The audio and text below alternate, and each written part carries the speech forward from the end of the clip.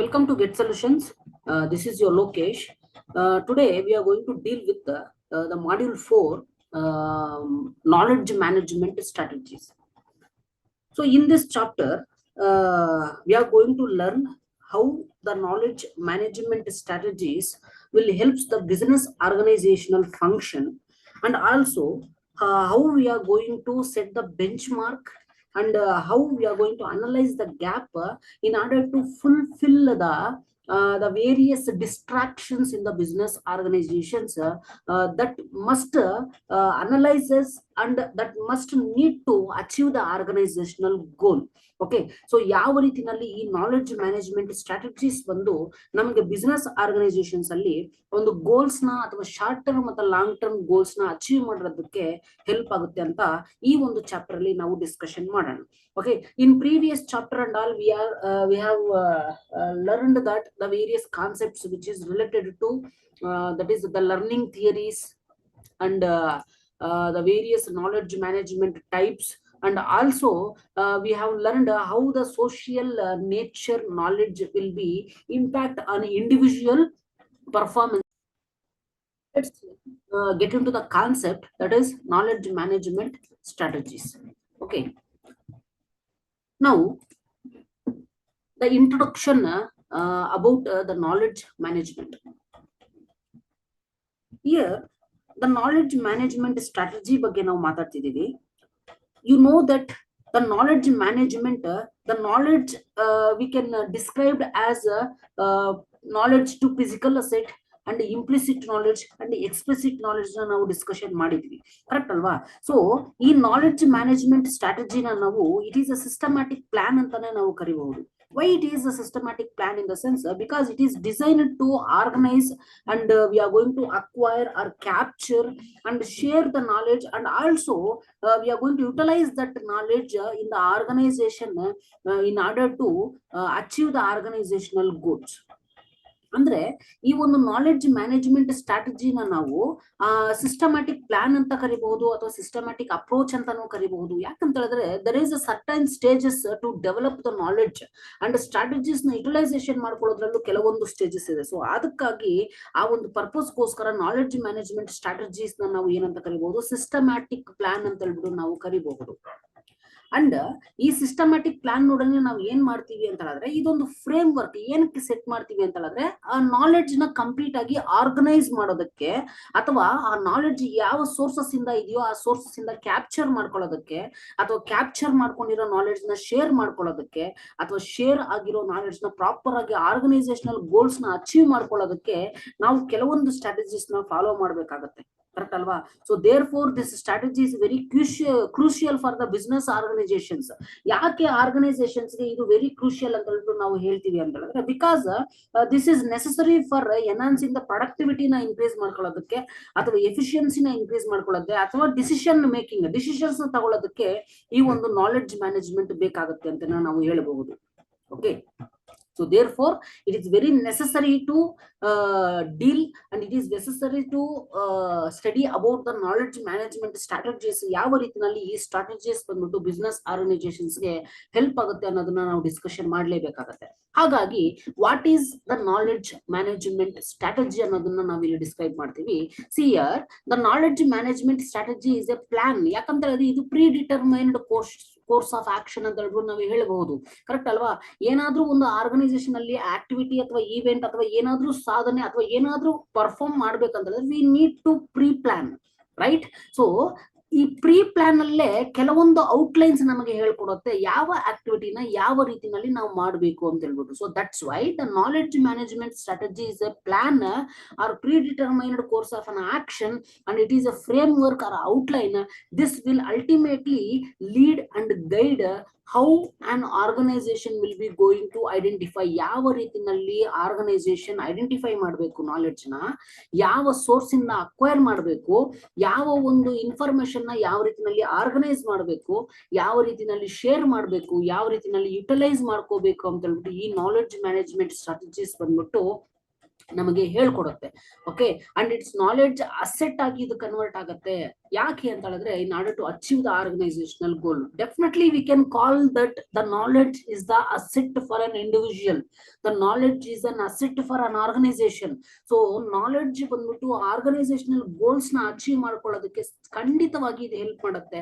So therefore it is very necessary to study and it is necessary to discuss about the knowledge management strategies ಅಂತಾನೆ ನಾವು ಹೇಳಬಹುದು. Okay, so ಈಗ ಈ knowledge management ಸ್ಟ್ರಾಟಜಿನ ನಾವು discussion ಮಾಡಿದ ಆಗಿದೆ. ಈ ನಾಲೆಡ್ಜ್ ಮ್ಯಾನೇಜ್ಮೆಂಟ್ ಅನ್ನೋ ಅಥವಾ ಸ್ಟ್ರಾಟಜಿಕ್ ಕಾನ್ಸೆಪ್ಟ್ ಅಲ್ಲಿ ನಾಲೆಡ್ಜ್ ಆಡಿಟ್ ಅನ್ನೋ ಒಂದು ಕಾನ್ಸೆಪ್ಟ್ ಬರುತ್ತೆ. ದಟ್ ಈಸ್ ವೇರಿಫಿಕೇಶನ್ ಅಂತ ಹೇಳ್ಬಿಟ್ಟು ನಾವು ಕರಿತೀವಿ. ಆಡಿಟಿಂಗ್, ನೀವು ಕಾಮರ್ಸ್ ಅಥವಾ ಕಾಮರ್ಸ್ ಸ್ಟೂಡೆಂಟ್ಸ್ ಆಗಿರೋದ್ರಿಂದ ಆಡಿಟಿಂಗ್ ದ ಬೇಸಿಕ್ ಕಾನ್ಸೆಪ್ಟ್ ನಿಮಗೆ ಗೊತ್ತಿದೆ. ಬಿಕಾಮ್ ಅಲ್ಲೆಲ್ಲ ನಮಗೆ ಸಿಲೆಬಸ್ ಇದೆ.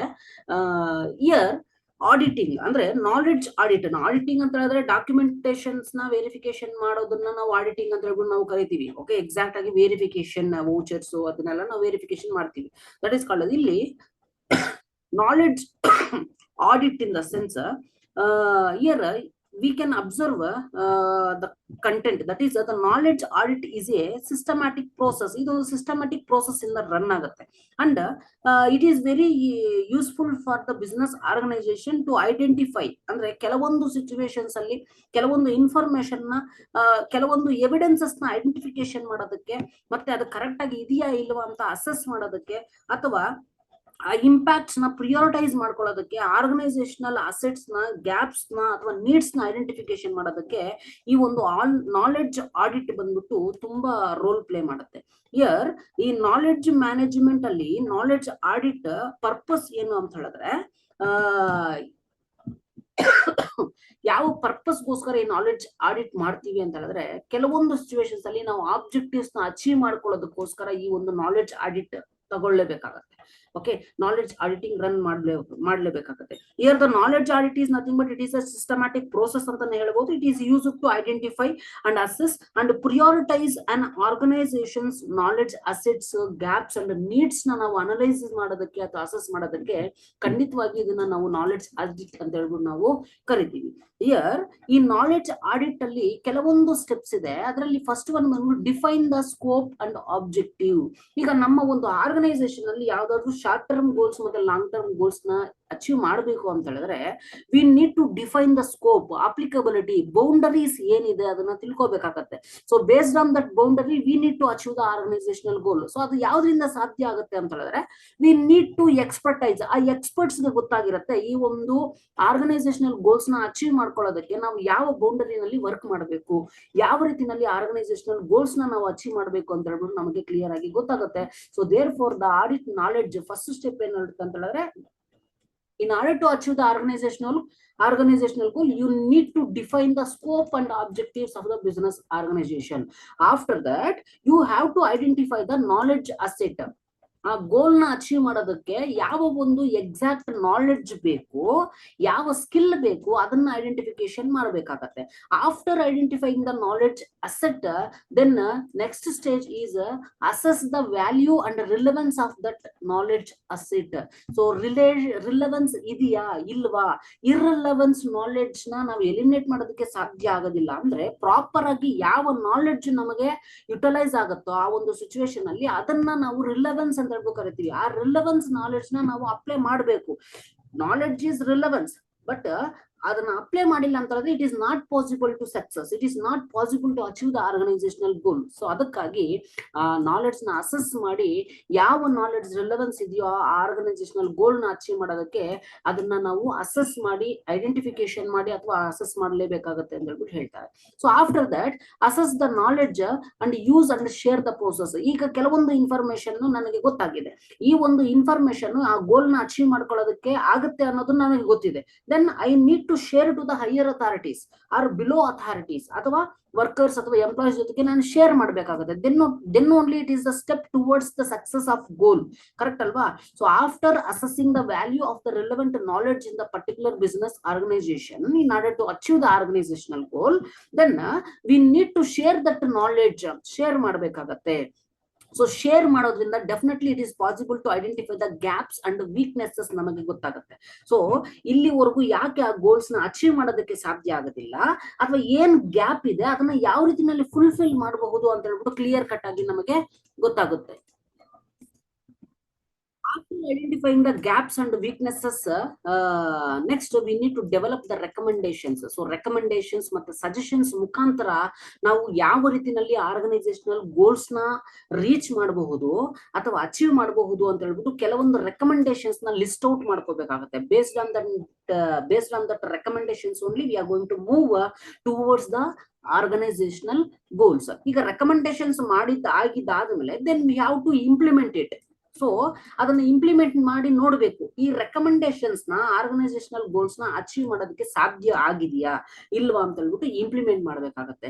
ಸೊ ಇಂಪ್ಲಿಮೆಂಟ್ ಮಾಡಿದ್ದಾದ್ಮೇಲೆ whether we have reached that standard or target or not ಅದನ್ನ ತಿಳ್ಕೋಬೇಕಂತ ಹೇಳಿದ್ರೆ ಲಾಸ್ಟ್ ಸ್ಟೆಪ್ ಅಲ್ಲಿ ಅದನ್ನ ಮಾನಿಟರ್ ಮಾಡಿ ಇವ್ಯಾಲ್ಯೂಯೇಟ್ ಮಾಡಿದ್ರೆ ಸ್ಟಿಲ್ ನಾವು ಯಾವ ಸ್ಟೇಜ್ ಅಲ್ಲಿ ಇದೀವಿ ಅಂತ ಹೇಳ್ಬಿಟ್ಟು ನಮಗೆ ಗೊತ್ತಾಗುತ್ತೆ. If we are not attended that targeted or object, then again we move to the first step. So first step ಇಂದ ಮತ್ತೆ ಮೂವ್ ಆಗ್ಬೇಕಾಗತ್ತೆ. So this is the actual process involved in the knowledge audit ಅಂತ ಹೇಳ್ಬಿಟ್ಟು ನಾವು ಹೇಳ್ತೀವಿ. So ಇಲ್ಲಿ ನಾವು general ಆಗಿ ಡಿಸ್ಕಷನ್ ಮಾಡಿದ್ವಿ, right? So that is gap ನ ಐಡೆಂಟಿಫಿಕೇಶನ್ ಮಾಡ್ಲೇಬೇಕಾಗತ್ತೆ ಅಂತ ಹೇಳ್ಬಿಟ್ಟು, ಕರೆಕ್ಟ್ ಅಲ್ವಾ? ಸೊ ಗ್ಯಾಪ್ ಅಂದ್ರೆ ಮೀನಿಂಗ್ ಅಲ್ಲಿ ನಾವು ಡಿಸ್ಕಷನ್ ಮಾಡಿದ್ವಿ. Why it is necessary? So research ಮೆಥಡಾಲಜಿನಲ್ಲಿ ಈ ರಿಸರ್ಚ್ ಗ್ಯಾಪ್ ನ ಅನಾಲಿಸಿಸ್ ಮಾಡೋದು, ರಿಸರ್ಚ್ ಗ್ಯಾಪ್ ನ ಐಡೆಂಟಿಫಿಕೇಶನ್ ಮಾಡೋದು, it include certain stages. Okay, so ಏನ್ ಸಾಧನೆ ಮಾಡಿದ್ದಾರೆ, ಏನ್ ಸಾಧನೆ ಮಾಡಬೇಕಾಗತ್ತೆ, ಇದು ಎರಡರ ನಡುವೆ ಇರೋ ಡಿಫ್ರೆನ್ಸ್ ಅಂದ್ರೆ here you see the diagram, C the current state and desired state. ಈ ಕರೆಂಟ್ ಯಾವ ಸಿಚುವೇಶನ್ ಅಲ್ಲಿ ಇದೀವಿ ಮತ್ತೆ ಡಿಸೈರ್ಡ್ ಸ್ಟೇಟ್ ನ ಅಚೀವ್ ಮಾಡ್ಕೊಳ್ಳೋದಕ್ಕೆ ಈ ಗ್ಯಾಪ್ ಬರುತ್ತಲ್ವಾ, ಇದನ್ನ ನಾವು ಆಕ್ಷನ್ ಪ್ಲಾನ್ ಅಂತ ಹೇಳ್ಬಿಟ್ಟು ಕರಿತೀವಿ. And this is the situation and this is the gap ಅಂತ ಹೇಳ್ಬಿಟ್ಟು ನಾವು ಕರಿತೀವಿ. ಈ ಒಂದು ನಮ್ಮ ಒಂದು ಡಿಸೈರ್ಡ್ ಲೆವೆಲ್ ನ ಅಚೀವ್ ಮಾಡೋದಕ್ಕೆ ಕರೆಂಟ್ ಸ್ಟೇಟ್ ಅಥವಾ ಕರೆಂಟ್ ಸಿಚುವೇಶನ್ ಇಂದ ಏನ್ ಮಾಡಬಹುದು ಅನ್ನೋದು, ಆ ಒಂದು ಡಿಸ್ಟೆನ್ಸ್ ನ ನಾವು ಗ್ಯಾಪ್ ಅಂತ ಹೇಳ್ಬಿಟ್ಟು ನಾವು ಕರಿತೀವಿ. ಓಕೆ, ಸೊ ಈ ಗ್ಯಾಪ್ ನ ನಾವು ಅಚೀವ್ ಮಾಡಬೇಕು ಅಥವಾ ಫುಲ್ಫಿಲ್ ಮಾಡ್ಬೇಕಂತ ಹೇಳಿದ್ರೆ we need to take certain actions. So that actions is called as action plan ಅಂತ ಹೇಳ್ಬಿಟ್ಟು ನಾವು ಕರಿತೀವಿ.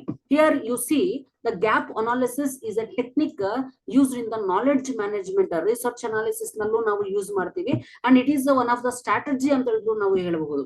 Why it is strategy in the sense? Because it is used to identify the gap between the current state of the knowledge management and the desired state or future state of knowledge na fulfill ಮಾಡೋದಕ್ಕೆ ಅಥವಾ identification ಮಾಡೋದಕ್ಕೆ ಈ ಒಂದು gap analysis method ಬಂದ್ಬಿಟ್ಟು ನಮಗೆ help ಆಗುತ್ತೆ. Okay, so ಈ ಒಂದು ಗ್ಯಾಪ್ ಅನಾಲಿಸಿಸ್ ನಲ್ಲೂ ಅಷ್ಟೇ ಕೆಲವೊಂದು ಸ್ಟೇಜಸ್ ನಮಗೆ ಹೇಳ್ಕೊಡುತ್ತೆ ಯಾವ ರೀತಿನಲ್ಲಿ ನಾವು ಗ್ಯಾಪ್ ನ ಅನಾಲಿಸಿಸ್ ಮಾಡಬಹುದು, ಯಾವ ರೀತಿನಲ್ಲಿ ನಾವು ಗ್ಯಾಪ್ ನ ಐಡೆಂಟಿಫಿಕೇಶನ್ ಮಾಡಬಹುದು ಅಂತ ಹೇಳ್ಬಿಟ್ಟು. That is the current state assessment. Present ನಾವು ಯಾವ ಸ್ಟೇಟ್ಮೆಂಟ್ ಅಲ್ಲಿ ಅಥವಾ ಯಾವ ಒಂದು ಸ್ಟೇಟ್ ಅಲ್ಲಿ, ಅಥವಾ ಒಂದು ಸ್ಟೇಟ್ ಅಂತ ಹೇಳಿದ್ರೆ it is not like that, the situation current state ಯಾವ ಒಂದು ಸಿಚುವೇಶನ್ ಅಲ್ಲಿ ಅಟ್ ಪ್ರೆಸೆಂಟ್ ದ ನಾಲೆಡ್ಜ್ ಇದೆ, ಇನ್ನು ಡಿಸೈರ್ಡ್ ಲೆವೆಲ್ ಆಫ್ ನಾಲೆಡ್ಜ್ ನ ಅಚೀವ್ ಮಾಡೋದಕ್ಕೆ ಯಾವ ಒಂದು ಆಕ್ಷನ್ಸ್ ನ ನಾವು ತಗೋಬೇಕು ಅಥವಾ ಮಾಡಬೇಕು ಅಥವಾ ಇಂಪ್ಲಿಮೆಂಟ್ ಮಾಡಬೇಕು ಅನ್ನೋದನ್ನ ಐಡೆಂಟಿಫಿಕೇಶನ್ ಮಾಡೋದು. Here the current state assessment is nothing but assessing about the current state of the knowledge management in the organization. ಅಂದ್ರೆ ಆರ್ಗನೈಸೇಷನ್ ಅಲ್ಲಿ ಕರೆಂಟ್ ಸಿಚುವೇಶನ್ ಏನಿದೆ ಅನ್ನೋದನ್ನ ಐಡೆಂಟಿಫಿಕೇಶನ್ ಮಾಡೋದಾಗಿದೆ. ಸೊ ಇಲ್ಲಿ ಈ ಪ್ರೋಸೆಸ್ ಮತ್ತೆ ಸಿಸ್ಟಮ್ಸ್ ಏನ್ ಆಲ್ರೆಡಿ ಇದೆ ಇದನ್ನೆಲ್ಲ ಅನಾಲಿಸಿಸ್ ಮಾಡೋದನ್ನ ನಾವು ಕರೆಂಟ್ ಸ್ಟೇಟ್ ಅಸೆಸ್ಮೆಂಟ್ ಅಂತ ಕರಿತೀವಿ. ಸೊ ಹಾಗಾಗಿ the second stage stated that desired future state definitions ನಾವು ಮಾಡ್ಕೋಬೇಕಾಗತ್ತೆ. ಏನಿದು ಡಿಸೈರ್ಡ್ ಫ್ಯೂಚರ್ ಸ್ಟೇಟ್ ಡೆಫಿನೇಷನ್ ಅಂತ ಹೇಳಿದ್ರೆ the desired future state of knowledge management ನ ನಾವು ಅಸೆಸ್ ಮಾಡೋದು. ಅಂದ್ರೆ ನಮ್ಮ ಆರ್ಗನೈಸೇಷನಲ್ ಗೋಲ್ಸ್ ಏನು, whether it is a short term ಅಥವಾ ಲಾಂಗ್ ಟರ್ಮ್ ಆಗಿರ್ಬೋದು, ಆ ಶಾರ್ಟ್ ಟರ್ಮ್ ಮತ್ತು ಲಾಂಗ್ ಟರ್ಮ್ ಗೋಲ್ಸ್ ಏನು ಅಥವಾ ಆಬ್ಜೆಕ್ಟಿವ್ಸ್ ಏನು, ಅದನ್ನ ನಾವು ಫ್ಯೂಚರ್ ಸ್ಟೇಟ್ ಆಫ್ ನಾಲೆಡ್ಜ್ ಅಂತ ಹೇಳ್ಬಿಟ್ಟು ನಾವು ಕರಿತೀವಿ. ಕರೆಂಟ್ ಯಾವ ಒಂದು ಆರ್ಗನೈಸೇಷನಲ್ ಪೊಸಿಷನ್ ಅಲ್ಲಿ ಇದ್ದೀವಿ and what is the desired future state definition, what is the short term goals of the organisation and long term goals of the organisation and what are the objectives of the organisation, ಯಾವ ಒಂದು objectives ನ achieve ಮಾಡಬೇಕು ಅನ್ನೋದನ್ನ desired state level and future state level ಅಂತ ಹೇಳ್ಬಿಟ್ಟು ನಾವು ಕರಿತೀವಿ. ಈಗ ಕರೆಂಟ್ ಸಿಚುವೇಶನ್ ಗೊತ್ತಿದೆ, ಯಾವ ಒಂದು ಸಿಚುವೇಶನ್ ಅಲ್ಲಿ ಆರ್ಗನೈಸೇಷನ್ ಇದೆ ಅಂಡ್ ಯಾವ ಒಂದು ಫ್ಯೂಚರ್ ಗೋಲ್ಸ್ ನ ಅಚೀವ್ ಮಾಡಬೇಕು, ಇವೆರಡರ ನಡುವೆ ಇರೋ ಡಿಸ್ಟೆನ್ಸ್ ನ ಏನಂತ ಕರಿತೀವಿ, ದಟ್ ಈಸ್ ಗ್ಯಾಪ್ ಅಂತ ಹೇಳ್ಬಿಟ್ಟು ಕರಿತೀವಿ. ಸೊ ಈಗ ಥರ್ಡ್ ಸ್ಟೇಜ್ ಅಲ್ಲಿ it is possible to identify the gap based on the current state assessment and future state assessment, right? So gap identification is must in order to fulfill the gaps and process the gaps and the system gaps na now fulfill madadake. This third stage is very necessary.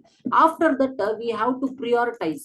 So yava ondu state ಅಥವಾ ಯಾವ ಒಂದು desired future objectives ನ ನಾವು fulfil ಮಾಡಬೇಕು and it is based on the impact. ಯಾವ ಒಂದು organizational impact greater ಆಗಿ effect ಆಗುತ್ತೆ ಬಿಸ್ನೆಸ್ ಆರ್ಗನೈಸೇಷನ್ ಅಲ್ಲಿ, ಫಿಸಿಬಿಲಿಟಿನ ನೋಡಬೇಕು. ಓಕೆ, ಸೊ ಪ್ರಿಯೋರಿಟೈಸೇಷನ್ ಮಾಡಿಕೊಂಡು ನಾವು ಆ desired level of future goals ನ ಅಚೀವ್ ಮಾಡೋದಕ್ಕೆ ನಾವು ಟ್ರೈ ಮಾಡಬೇಕಾಗತ್ತೆ. So after prioritization of gap then we need to implement the actions, put into action in order to achieve the organizational goal. So ಇಲ್ಲಿ action planning ಅಲ್ಲಿ ನಾವು action plans ನ develop ಮಾಡೋದಾಗ್ಲಿ, ಏನಕ್ಕೆ ಆಕ್ಷನ್ ಪ್ಲಾನ್ಸ್ ನ develop ಮಾಡ್ಬೇಕಂತಂದ್ರೆ in order to address the prioritize the gap. So ಇಲ್ಲಿ prioritization ಮಾಡ್ಕೊಂಡಿರ್ತೀವಲ್ವಾ, ಗ್ಯಾಪ್ ಐಡೆಂಟಿಫಿಕೇಶನ್ ಮಾಡಿ, ಸೊ ಆ ಒಂದು ಗ್ಯಾಪ್ ನ ಪ್ರಿಯೋರಿಟೈಸೇಷನ್ ಮಾಡಿದ್ದನ್ನ ಅಚೀವ್ ಮಾಡೋದಕ್ಕೆ ಅಂದ್ರೆ ಫುಲ್ಫಿಲ್ ಮಾಡೋದಕ್ಕೆ ಕೆಲವೊಂದು ಆಕ್ಷನ್ ಪ್ಲಾನ್ಸ್ ನ ನಾವು ಪ್ರಿಪೇರ್ ಮಾಡ್ಕೋಬೇಕಾಗತ್ತೆ, ಅಂದ್ರೆ ಬ್ಲೂ ಪ್ರಿಂಟ್ ಅನ್ನ ನಾವು ಪ್ರಿಪೇರ್ ಮಾಡ್ಕೋಬೇಕಾಗತ್ತೆ. ಓಕೆ, ಸೊ ಈ ಒಂದು ಆಕ್ಷನ್ ಪ್ಲಾನ್ ಅಲ್ಲಿ ಟ್ಯಾಕ್ಟಿಕ್ಸ್ ನ ಯೂಸ್ ಮಾಡಬಹುದು, ಲಾಜಿಕ್ಸ್ ನ ಯೂಸ್ ಮಾಡಬಹುದು, ಸ್ಟ್ರಾಟಜೀಸ್ ನ ಯೂಸ್ ಮಾಡಬಹುದು, ಅಂದ್ರೆ ಬೇರೆ ಬೇರೆ ರಿಸೋರ್ಸಸ್ ನ ನಾವು ಯೂಸ್ ಮಾಡಿಕೊಂಡು ಆರ್ಗನೈಸೇಷನಲ್ ಗೋಲ್ಸ್ ನ ನಾವು ಅಚೀವ್ ಮಾಡೋದಕ್ಕೆ ಸಾಧ್ಯ ಆಗುತ್ತೆ. ಓಕೆ, ಸೊ ದೇರ್ ಫಾರ್ ಈ ನಾಲೆಡ್ಜ್ ಮ್ಯಾನೇಜ್ಮೆಂಟ್ ಅಲ್ಲಿ ಗ್ಯಾಪ್ ಅನಾಲಿಸಿಸ್ ತುಂಬಾ necessary and gap analysis is one of the strategy in order to achieve the organizational goals ಅಂತಾನೆ ನಾವು ಹೇಳಬಹುದು. ಸೊ ಸಿಮಿಲರ್ಲಿ ಇದೇ ರೀತಿನಲ್ಲಿ ನಮಗೆ ನಾಲೆಡ್ಜ್ ಮ್ಯಾನೇಜ್ಮೆಂಟ್ ರೋಡ್ ಮ್ಯಾಪ್ ಅಂತ ಹೇಳ್ಬಿಟ್ಟು ನಮಗೆ ಇದೆ ಕಾನ್ಸೆಪ್ಟ್. ಸೊ ಇದು ಡಯಾಗ್ರಾಮೆಟಿಕ್ ರೆಪ್ರೆಸೆಂಟೇಷನ್ ಆಗಿರಬಹುದು. ಇಲ್ಲೇ ಹೇಳ್ತಿದೆ, the knowledge management strategy road map is the visual representation of the steps that involves in the developing and implementing a knowledge management strategy. Knowledge management strategies ನ ಯಾವ ರೀತಿನಲ್ಲಿ development ಮಾಡಿ implement ಮಾಡ್ತೀವಿ ಅನ್ನೋ ಒಂದು ಪ್ರೋಸೆಸ್ ನ ತೋರಿಸೋ ಒಂದು visualization or visualized representation is called as road map ಅಥವಾ knowledge management strategy road map ಅಂತ ಕರಿತೀವಿ. ಇಲ್ಲಿ ನೀವು ಜನರಲ್ ಆಗಿ ನೀವು ನೋಡಬಹುದು.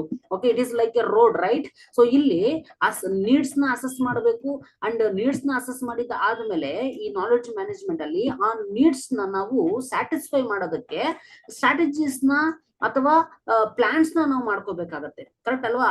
After designing the strategy and plan then we need to create and iterate the designed strategy.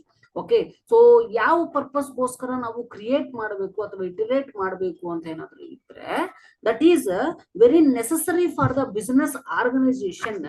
So ಇಲ್ಲಿ road map process ಅಲ್ಲಿ create and iterate tells that perform ಅಂತ. ಅಂದ್ರೆ ಇದು ನಾಲೆಡ್ಜ್ ಮ್ಯಾನೇಜ್ಮೆಂಟ್ ಅಲ್ಲಿ ನಾವು ಥರ್ಡ್ ಸ್ಪೇಸ್ ಅಥವಾ ಥರ್ಡ್ ಸ್ಟೇಜ್ ಅಂತಾನೆ ನಾವು ಹೇಳಬಹುದು. ಅಂದ್ರೆ ರೋಡ್ ಮ್ಯಾಪ್ ಅಲ್ಲಿ ಥರ್ಡ್ ಸ್ಟೇಜ್ ಅಂತಾನೆ ನಾವು ಹೇಳಬಹುದು. And this is a systematic process and tool ಅಂತಾನೆ ಹೇಳಬಹುದು. This stage will helps the business organization and supports the knowledge management initiatives ನ ಸಪೋರ್ಟ್ ಮಾಡುತ್ತೆ. And also this will includes the developing the knowledge management system ಅಂತಾನೆ ನಾವು ಹೇಳಬಹುದು. And also it will helps to create the knowledge management process. Okay, so pilot ಮಾಡೋದು ಅಂದ್ರೆ refining the knowledge management system. ಅಂದ್ರೆ knowledge management system ಏನು already ಇರುತ್ತೋ ಅದನ್ನ ನಾವು ರೀಫೈನ್ ಮಾಡೋದು. Because we need to know the loopholes and we need to know the drawbacks of the existing system. Okay, ಯಾವ್ದಾದ್ರು ಒಂದು ಆರ್ಗನೈಸೇಷನ್ ಗೋಲ್ಸ್ ನ ಅಚೀವ್ ಮಾಡಬೇಕಂತ ಹೇಳಿದ್ರೆ ಈ ಒಂದು ಸಿಸ್ಟಮ್ಯಾಟಿಕ್ ಪ್ರೋಸೆಸ್ ಅಲ್ಲಿ ನಾವು ಪರ್ಫಾರ್ಮೆನ್ಸ್ ನ ಇಂಪ್ರೂವ್ ಮಾಡ್ಕೋಬೇಕು ಅಂತ ಹೇಳಿದ್ರೆ first we need to assess the needs ಏನಿದೆ. ಆ ನೀಡ್ಸ್ ನ ಸ್ಯಾಟಿಸ್ಫೈ ಮಾಡೋದಕ್ಕೆ ಯಾವ ಸ್ಟ್ರಾಟಜೀಸ್ ನ ನಾವು ಫಾಲೋ ಮಾಡ್ಕೋಬೇಕು ಅಥವಾ ಡಿಸೈನ್ ಮಾಡ್ಕೋಬೇಕು ಅಥವಾ ಫ್ರೇಮ್ ವರ್ಕ್ ಮಾಡ್ಕೋಬೇಕು. ಅಂಡ್ ಆ ಒಂದು ಸ್ಟ್ರಾಟಜಿ ಸ್ಪೇಸ್ ಮೇಲೆ ಯಾವ ರೀತಿನಲ್ಲಿ ನಾವು ಪರ್ಫಾರ್ಮೆನ್ಸ್ ಮಾಡ್ಕೋಬೇಕು ಅನ್ನೋದನ್ನ ಕ್ರಿಯೇಟ್ ಮಾಡಿ ರೀಫೈನ್ ಮಾಡಬೇಕಾಗತ್ತೆ ಎಕ್ಸಿಸ್ಟಿಂಗ್ ನಾಲೆಡ್ಜ್ಮೆಂಟ್ ಸಿಸ್ಟಮ್ ನ. So after that we need to mobilise the resources or knowledge management resources, then we need to monitor ಯಾವ ರೀತಿನಲ್ಲಿ ಆ ಒಂದು ಪರ್ಫಾರ್ಮೆನ್ಸಸ್ ನ ನಾವು ಯಾವ ಸೋರ್ಸಸ್ ಇಂದ ನಾವು ಎಫೆಕ್ಟಿವ್ ಆಗಿ ಅದನ್ನ ಟ್ರೈ ಮಾಡ್ತೀವಿ, and how the internal and external sources will be going to mobilise and this will helpful to achieve the organizational goal. So ಯಾವ ರೀತಿನಲ್ಲಿ ನಾವು ಮೊಬಲೈಸ್ ಮಾಡ್ತೀವಿ, ಅಂಡ್ ಈ ಮೊಬಲೈಸೇಷನ್ ಅಂಡ್ ಮಾನಿಟರ್ ಇನ್ಕ್ಲೂಡ್ಸ್ ಅಂತಾನೆ ನಾವು ಹೇಳ್ಬಹುದು. ಏನಿದು ಇನ್ಕ್ಲೂಡ್ಸ್ ಅಂತ ಹೇಳಿದ್ರೆ, it involves the communicating the knowledge management visions ಆಗಿರಬಹುದು ಅಥವಾ ಗೋಲ್ಸ್ ಆಗಿರಬಹುದು. ಯಾರಿಗೆ ಇದು ಕಮ್ಯುನಿಕೇಟ್ ಮಾಡುತ್ತೆ ಅಂತ ಹೇಳಿದ್ರೆ, into the stakeholders of the business organisation, that is providing training on the use of the knowledge management system. Knowledge management ಬಗ್ಗೆ trainings ನ ಕೊಡೋದಾಗ್ಲಿ ಅಥವಾ ಮಾನಿಟರ್ ಮಾಡೋದಾಗ್ಲಿ, ಅಂದ್ರೆ ಎಫೆಕ್ಟಿವ್ನೆಸ್ ನ ಇನ್ಕ್ರೀಸ್ ಮಾಡ್ಕೊಳ್ಳೋದಕ್ಕೆ. ಸೊ ಆ ಒಂದು ಕಾನ್ಸೆಪ್ಟ್ ಅಲ್ಲ ಈ ಮೊಬಲೈಸೇಷನ್ ಅಂಡ್ ಮಾನಿಟರ್ ಕಾನ್ಸೆಪ್ಟ್ ಅಲ್ಲೇ ಬರುತ್ತೆ. And the last stage in this road map, that is knowledge management strategy road map ಅಲ್ಲಿ ಇವ್ಯಾಲ್ಯೂಯೇಟ್ ಅಂಡ್ ಇವಾಲ್ವ್ ಅಂತ ಹೇಳ್ಬಿಟ್ಟು ಬರುತ್ತೆ. ಸೊ ಇವ್ಯಾಲ್ಯೂಯೇಟ್ ಅಂಡ್ ಇವಾಲ್ವ್ ಅಂತ ಹೇಳಿದ್ರೆ, this is the final phase ಅಂತ ಹೇಳ್ಬಿಟ್ಟು ನಾವು ಹೇಳಬಹುದು. ಅಂದ್ರೆ ಈ ಒಂದು ಇವ್ಯಾಲ್ಯೂಯೇಟ್ ಅಂಡ್ ಇವಾಲ್ವ್ ಕಾನ್ಸೆಪ್ಟ್ ಅಲ್ಲಿ ಇಂಪ್ಯಾಕ್ಟ್ಸ್ ನ ನಾವು ಅಸೆಸ್ ಮಾಡ್ತೀವಿ. ಅಂದ್ರೆ we are going to assess the impact of knowledge management initiatives on the business results. ಅಂದ್ರೆ ಬಿಸ್ನೆಸ್ ರಿಸಲ್ಟ್ಸ್ ಅಲ್ಲಿ ಯಾವ ರೀತಿ, ಅಂದ್ರೆ ಬಿಸ್ನೆಸ್ ಔಟ್ಕಮ್ಸ್ ಮೇಲೆ ಯಾವ ರೀತಿನಲ್ಲಿ ಇಂಪ್ಯಾಕ್ಟ್ ಆಗುತ್ತೆ ಅನ್ನೋದನ್ನ ಈ ಒಂದು ರೋಡ್ ಮ್ಯಾಪ್ ಮೂಲಕ ನಾವು ಅನಾಲಿಸಿಸ್ ಮಾಡ್ತೀವಿ. And also it includes identifying the areas of the improvement. ಯಾವ ಏರಿಯಾಸ್ ನಲ್ಲಿ ಯಾವ ಒಂದು ಫೀಲ್ಡ್ ನ ನಾವು ಇಂಪ್ರೂವ್ಮೆಂಟ್ ಮಾಡ್ಕೋಬೇಕು, ಯಾವ ಒಂದು ಸ್ಟ್ರಾಟಜೀಸ್ ನ ನಾವು ಅಡಾಪ್ಟ್ ಮಾಡ್ಕೋಬೇಕು ಅನ್ನೋದನ್ನ ಈ ಒಂದು ಇವ್ಯಾಲ್ಯೂಯೇಟ್ ಮತ್ತು ಇವಾಲ್ವ್ ಕಾನ್ಸೆಪ್ಟ್ ಅಲ್ಲಿ ನಮಗೆ ತಿಳಿದು ಬರುತ್ತೆ. The goal of this final stage is to ensure the knowledge management initiative and continues to add the value to the business organisation. So that is the major intention, that is the major objective of the business organization, the evaluate and evolve stage of the roadmap, and align the business goals and objectives. ಒಂದು way ನಲ್ಲಿ organizational goals ನ achieve ಮಾಡಬೇಕು ಅಂತ ಹೇಳಿದ್ರೆ ಈ road map technique of the knowledge management strategy definitely business organizations ಗೆ help ಆಗುತ್ತೆ. So finally this road map is one of the strategy or visual representation of the current state concept base ಮೇಲೆ ಯಾವ ರೀತಿನಲ್ಲಿ ನಾವು development ಮಾಡಬೇಕು based on gap analysis, ಅದನ್ನ ನಾವು ಕಲ್ತಿದ್ವಿ. ಗ್ಯಾಪ್ ನ ಐಡೆಂಟಿಫಿಕೇಶನ್ ಮಾಡೋದಾಗ್ಲಿ, ಕರೆಕ್ಟ್ ಅಲ್ವಾ?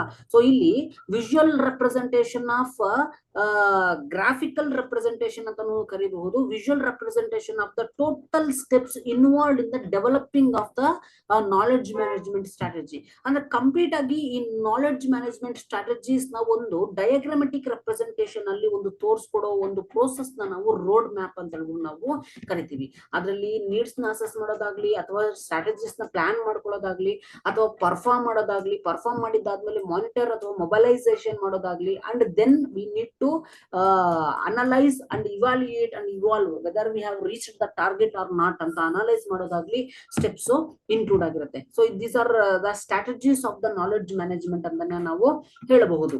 And the next content is that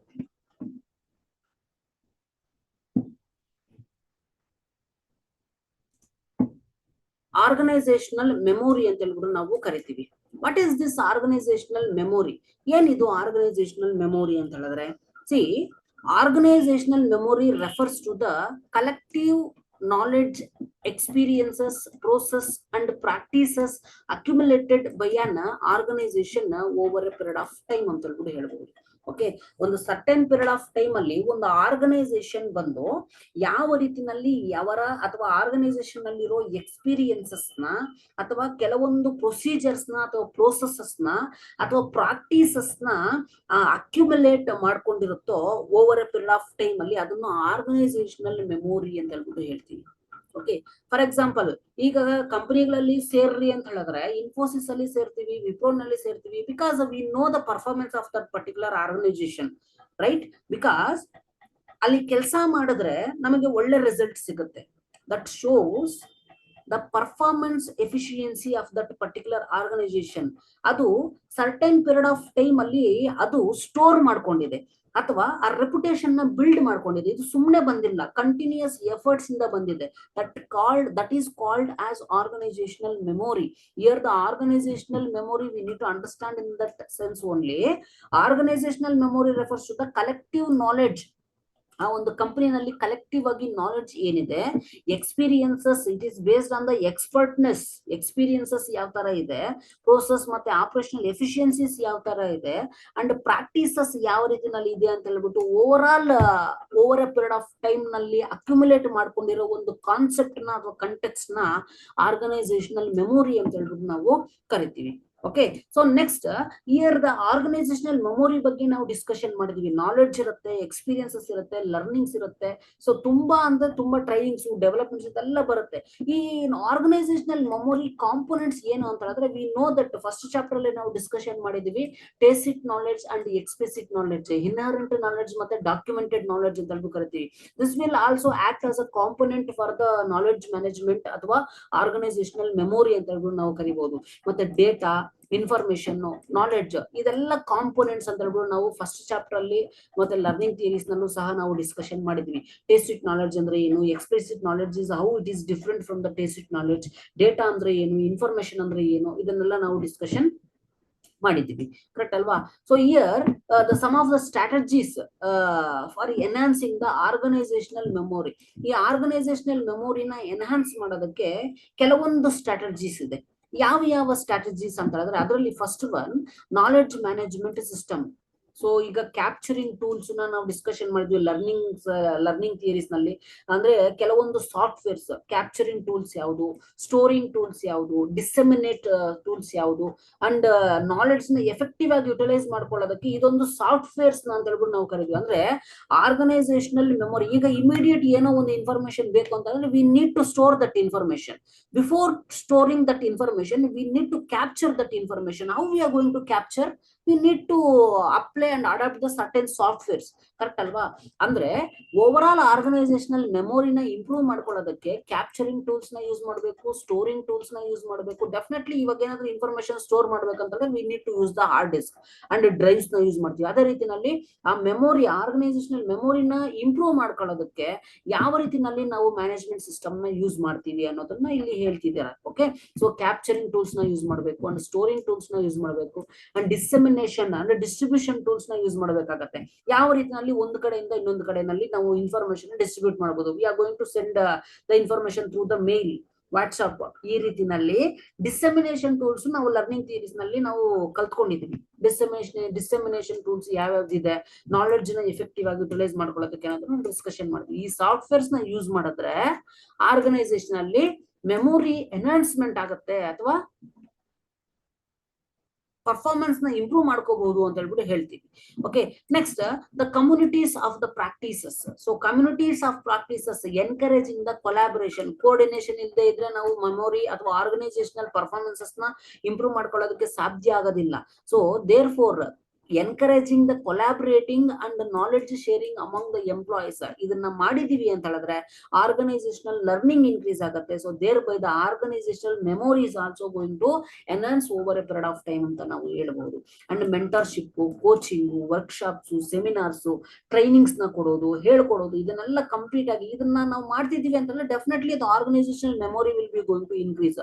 ಏನು ಹೇಳ್ಕೊಟ್ಟಿಲ್ಲ ಅಂತ ಹೇಳಿದ್ರೆ it is not possible to enhance the memory. So tacit knowledge na, because the perception is different from one person to another person. Transfer of tacit knowledge or implicit knowledge from the experienced one to employees or workers. ಈ ರೀತಿನಲ್ಲಿ ನಾವು import ಮಾಡಿದೀವಿ ಅಂತ ಹೇಳಿದ್ರೆ expert ಇಂದ workers ಗೆ ಮತ್ತೆ employees ಗೆ ಆ ಮೆಮೊರಿ ಬಂದ್ಬಿಟ್ಟು ನಾವು ಎನ್ಹಾನ್ಸ್ ಮಾಡಬಹುದು.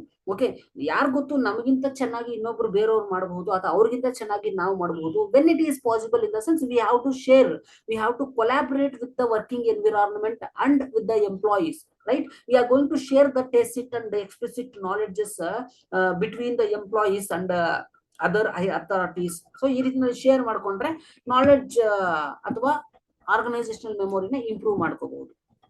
and display systems, focusing on improving and shared understanding and capturing the knowledge in the context. So display system ಅಂತ ಹೇಳಿದ್ರೆ ಕಂಪ್ಲೀಟ್ ಆಗಿ ಈ ಒಂದು ನಾಲೆಡ್ಜ್ ಮ್ಯಾನೇಜ್ಮೆಂಟ್ ಮೆಮೊರಿನ ಎನ್ಹಾನ್ಸ್ ಮಾಡ್ಕೊಳ್ಳೋದಕ್ಕೆ ಶೇರ್ಡ್ ಅಂಡರ್ಸ್ಟ್ಯಾಂಡಿಂಗ್. ಸೊ ಏನಾದ್ರೂ ಇನ್ಫಾರ್ಮೇಶನ್ ನಮಗೆ ಗೊತ್ತಿದೆ ಅಂತ ಹೇಳಿದ್ರೆ ಆ ಇಂಪ್ರೂವ್ಮೆಂಟ್ ಮಾಡ್ಕೊಳ್ಳೋದಕ್ಕೋಸ್ಕರ ಕಂಪ್ಲೀಟ್ ಆಗಿ ಇನ್ಫಾರ್ಮೇಶನ್ ನ ಇನ್ನೊಬ್ರಿಗೆ ಶೇರ್ ಮಾಡಬೇಕು.